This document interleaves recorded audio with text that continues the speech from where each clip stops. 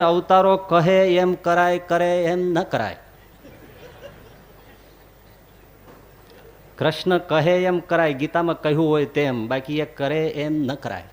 ઘણા કે ને કૃષ્ણ આવી રીતે રાસ રમતા ગોપીઓ સાથે, અમને કશો વાંધો ના આવે ને. એટલે આ કૃષ્ણ છે ને પેલા દાવાનળ પી ગયા હતા. તમે પેલા એકાદ કોલસો પી જુઓ, પછી જીવતા રહ્યો તો તમે તમારા રાસડા લેજો. કહે એમ કરાય, કરે એમ ન કરાય, નહીતર ઊંટ વૈદું થાય. હવે કોઈને કોઈ એમ કે મને સ્ત્રીમાં આસક્તિ છે ને પછી એને સામે બેહારીને ટગર ટગર જોવે શું થાય? ઉલટાનો લુબ્ધ થઈ જાય, ઉખડે નહીં કઈ, ઉલટાનો બંધાઈ જાય. ઊંટ વૈદું તો ખબર છે ને, પેલો બાપુજી વૈદું કરતા ને એમાં એક ઊંટને લઈ આવ્યો, એક પશુ રાખતા હોય એ લોકો. હવે ઊંટ એ કંઈક કોઠું કબાલું કંઈક ગળી ગયો છે ને આ બરાબર ગળે હલવાઈ ગયેલું, એટલે ગળું ફૂલી દડા જેવું થઈ ગયેલું. ઊંટ ખાઈ ન શકે, પી ન શકે. અને ગામડાના એ વખતના વૈદ્યો તો હોલ એન્ડ સોલ, ઢોરની દવા કરે ને માણસ નહીં કરે. અત્યારે તો બધા ડોક્ટરો જુદા જુદા થઈ ગયા, આંખના જુદા, નાકના જુદા, તોય હળ નથી ઉજતી. બધા રિપોર્ટ કરાવીને પછી કે તમને કશું નથી, એને સ્પેશિયાલિસ્ટ કહેવાય.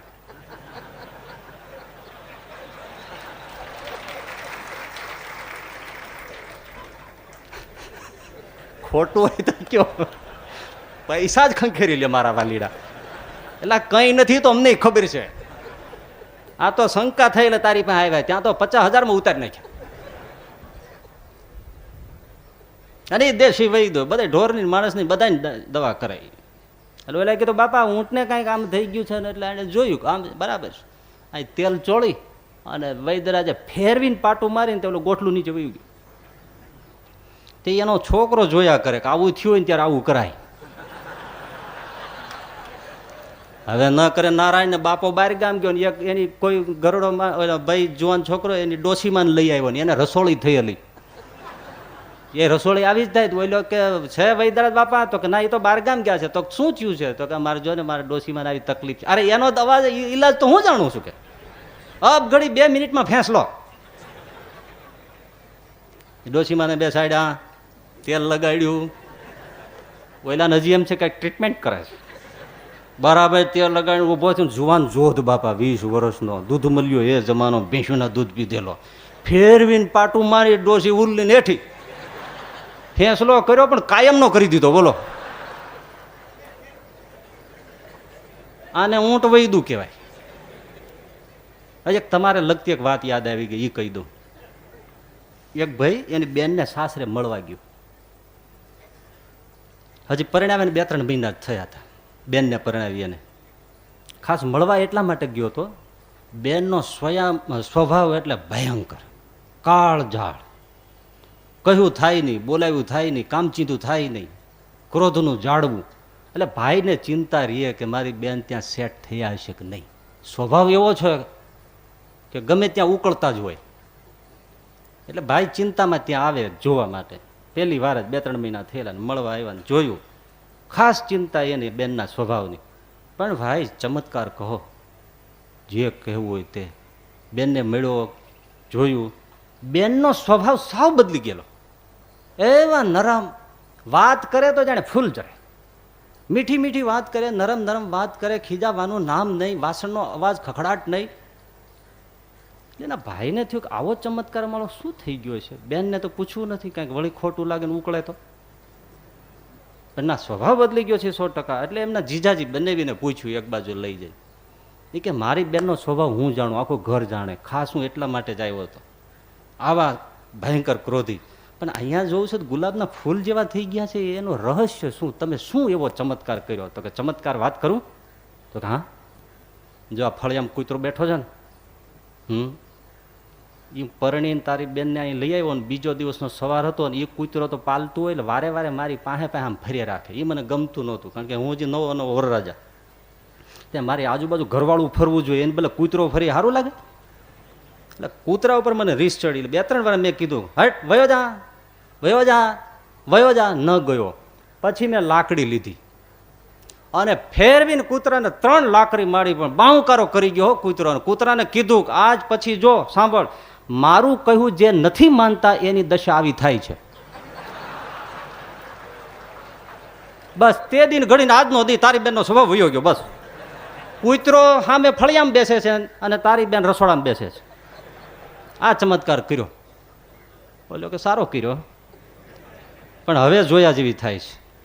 એ રસ્તે હાલ્યો જાય ને વિચાર કરે મારું ઘરવાળું માથા ભારે થઈ ગયું છે, મને દા દેતું નથી, મારે કામ કરવું હોય તોય કાંઈ થાય નહીં, પૂછીને પાણી પીવું તોય કે કેમ પીધું, એટલે હું તરસ્યું મરવું. આ ઈલાજ કરવા જેવો છે. ઘરે આવ્યો, ભાગ જોગે એના ભળિયામાં ન્યાય કૂતરો છે, કૂતરા ત્યાંથી પોતાની પાસે લઈ આવ્યો. પછી કીધું વયો જા. કૂતરો જાય, બોલાવ્યો પછી જાય, અને લાકડી લીધી. લાકડી લઈને ફેરવીને એક મારી કૂતરો બહુકારો કર્યો. ત્યાં ઘરમાંથી ઓલી બોલી, આની ઘરવાળી, એ ચકુ, આ મૂંગા ઢોર ઉપર હાથ ઉપાડે મારી સામે આવે તો ખબર પાડી દઉં. શરમાતો નથી ને મારતા મૂર્ખા. ત્યાં તો લાકડી પડી ગઈ. એની એ લાકડી લઈને આને ભડું દઈને મારી કૂતરો સાનો રહી ગયો ને આ બાંકરા મીંડો કરવા. એટલે કહે એમ કરાય, કરે એમ ના કરાય. અમારે આટલે ચોખવટ કરવી પડે, નહીતર આમાંથી ઊભો થઈને કોઈ સોસાયટીમાં નહીં એના ઘરે જઈને આવી અખતરો કરે અને પછી મને કાલ આવીને કે બાપજી ઊંધું પીડ્યું. એટલે પરમહંસજી આ રીતે વાસનાઓના ઠૂઠા કાઢી નિવૃત્ત થયા. પણ કેવા? પણ જોજો હજી વાત. હવે એક વાત રોજ બને. સરસ મજાના ભક્તો બેઠા હોય ને, તો ઊંચ ભૂમિકાના પહોંચેલા સંત ને એના શિષ્યો પણ વિવેકાનંદજી બેઠા હોય ને આ બધા એવા. પણ રસોડામાં શારદા દેવી સરસ મજાની રસોઈ બનાવે, એની બટેટા વડા કે કોઈ વઘારનો રીંગણાના શાકનો કે વઘારનો સોડમ આવે અને વેદાંતની વાત કરતા હોય, બ્રહ્મની વાત કરતા હોય, એકમ એવા દ્વિતીયમ બ્રહ્મની વાત કરતા હોય, નિરંજન નિરાકારની વાત કરતા હોય, મા ભક્તિની વાતો કરતા હોય, ઊભા થઈને રસોડા તરફ દોટ મૂકે. લાવો લાવો જમવા આપો, જમવા આપો. જમવા બેસી જાય. રોજનું જો ભોજનની સુગંધ આવી એટલે રામકૃષ્ણ પરમહંસની ભક્તિની વાત કે વેદાંતની વાત ઉડી જાય. હવે વિચાર કરો ટીકા થાય કે નહીં? બધા મળે કૂચ કરવા, વાત મોટી કરે. એક જરાક વઘારની સુગંધ આવે ત્યાં બાપજી બેસી નથી શકતા. હવે આમાં સાચું શું સમજવું? એટલે ગણગણ કરવાનો સ્વભાવ દરેક જગ્યાએ હોય છે, તમને હોય છે. એ છૂટે પછી ગણગણ કાંઈક હાલતું હોય. હવે એ વાત વિવેકાનંદજીને અને શારદા દેવીને કાને આવી એટલે બહુ દુઃખ થયું. આપણે બાપજીને ઓળખીએ છીએ, કાંઈ એની શું લીલા છે કાંઈ ખબર નથી પડતી. પણ હવે કોઈને અવગુણ આવે તેનું ભૂંડું થાય. એટલે એક દિવસ બે આમ બેઠા હતા શાંતિથી. એટલે વિવેકાનંદજી અને શારદા દેવી હાથ જોડીને કીધું, બાપજી આ બહુ ટીકા થાય છે. શેની? આ રસોડામાં સુગંધ આવે ને તમે જે ભાગો છો ને એ સારું નથી લાગતું. ઓ સાંભળી લો વિવેક, શારદા સાંભળો, મારું શરીર ટકે એમ નથી. હું બિલકુલ નિર્વાસનિક થયો છું. પણ આ શરીર તમારા માટે, લોક કલ્યાણ માટે, મેં ટકાવવા માટે આ એક રસાસ્વાદનું દોરડું પકડી રાખ્યું છે. જે દિવસે રસોડામાં સુગંધ આવે અને આ રામકૃષ્ણ ન ઉઠે ત્યારે સમજજો ત્રીજે દિવસે આ પૃથ્વી ઉપર નહીં હોય. અને એવો દિવસ આવ્યો. રસોઈ બની, પરમહંસ ન ઉઠ્યા. બધી સભાને આનંદ થયો કે બહુ સારું થયું, બાપજીએ સ્વભાવ સુધાર્યો. પણ તે દિવસે વિવેકાનંદ અને શારદા દેવીની આંખમાં આંસુ હતા કે હવે આ નહીં રહે દેવ. અને ત્રીજે જ દિવસે પરમહંસ રામકૃષ્ણજીએ લીલા સંકેલી ચાલ્યા ગયા. કેવી લીલા છે, કેવી સાધના છે.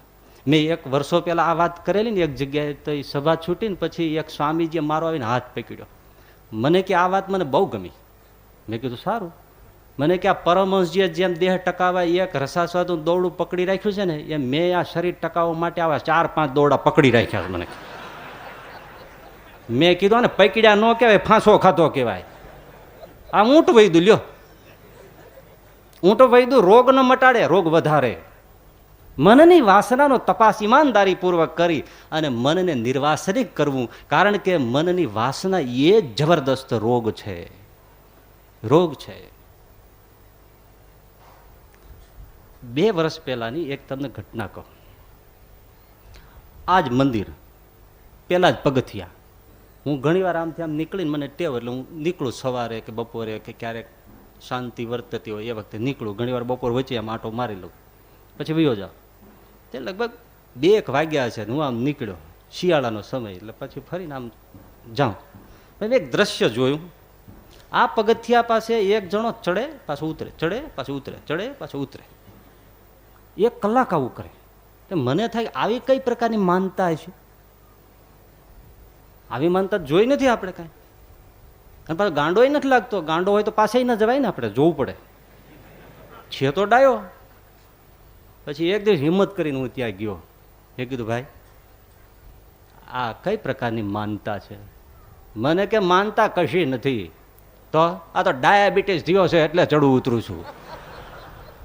પણ આજુબાજુના બધા મંદિરોમાં હું જઈ આવ્યો, પણ આ તમારા સ્વામિનારાયણ મંદિરના આ પગથિયા મને જેવા સેટ થયા છે એવા એકેય સેટ થયા નથી. બાકી હું અંદર દર્શન કરવા જતોય નથી, હું તો કોઈ માનતોય નથી. લે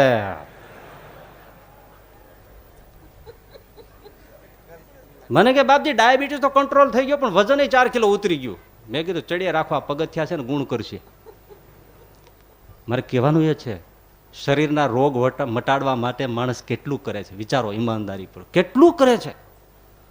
આ વાલા સાહેબ નહીં હોય પણ મને એકવાર એના હેલ્થ સેન્ટરમાં લઈ ગયા. વાલા હેલ્થ સેન્ટર છે ત્યાં. મને કે હાલો જોવા. ત્યાં બધે હવે તમે જોયું છે ને આજના હેલ્થ સેન્ટરની અંદર કેવું હોય છે. મેં જોયું બધું.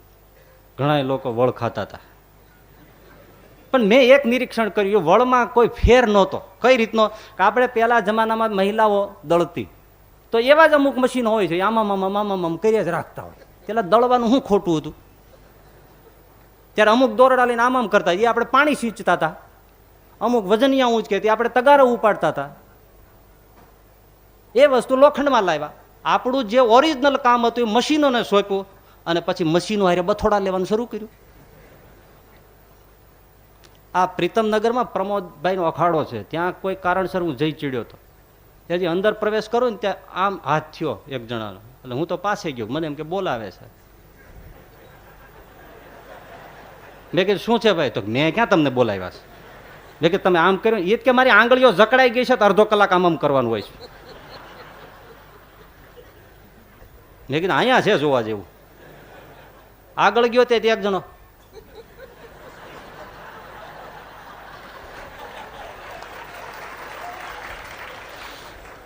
પછી હું પાછો જ વળી ગયો. મેં કીધું હા હા હા ભગવાન બચાવે આનાથી.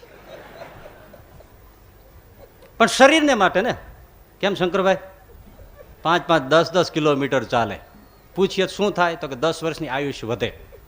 એમ તો તમે 60 વર્ષ જીવો ને પછી કેલ્ક્યુલેશન કરો, રોજના 10-15 કિલોમીટર ચાલો, જેટલો ચાલવામાં સમય જાય ને એટલો વાહે વધે. હરખું થઈ ગયું.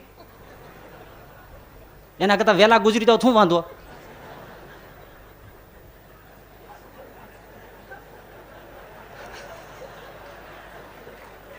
તમને નથી કહેતો શંકરભાઈ, પાછું વળી માથે લેતા ને. જનરલી બધાય શિયાળો હોય તો ખાસ કરીને ન તો સવારે શાહબુદ્દીનભાઈ કહેતા એવા અદોદરા શરીર હોય, નનકીક ચડ્ડી પહેરે પાછા, અને પાછા જોગિંગ કરે. હાથીનું મદનિયું રૂમાડે જડ્યું હોય એવું લાગે.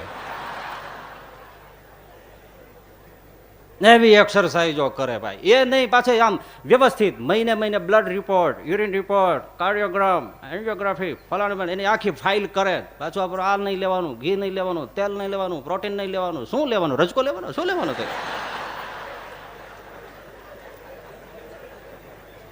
આખી ફાઇલ રાખે. આટલા વાગે 8 વાગે એટલે બીપીની દવા લઈ લેવાની, 9 વાગે એટલે ઊંઘની ગોળી લઈ લેવાની, આટલું થાય આટલું લઈ લેવાનું. વ્યવસ્થિત લેવો પાછું. અમારો ગમે એવો મહિમા હોય પણ અમે આ જરાક લ્યો ને તો ના, ડોક્ટરે ના પાડી છે. આટલી સાવચેતી રોગ કાઢવા માટે કરે. અરે ઘણા તો ગૌમૂત્ર એવી રીતે પીવે જાણે શરબત પીતો હોય.